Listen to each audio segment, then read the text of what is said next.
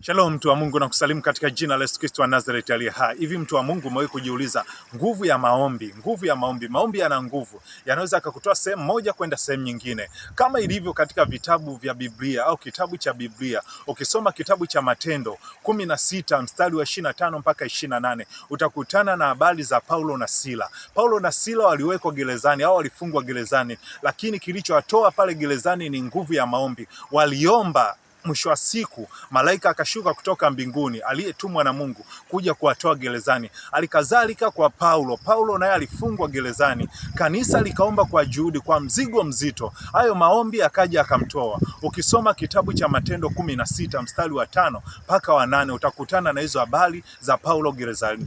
Hivyo mtu wa Mungu, nakusihi sana, jikite au dumu katika maombi. Maombi yana nguvu, yatakupa nguvu kila sehemu ambapo ulipo. Unapoona upo kwenye shida, unapoona upo kwenye changamoto, itia maombi, ingia kwenye maombi. Maombi yatakuvusha. Shalom, shalom mtu wa Mungu.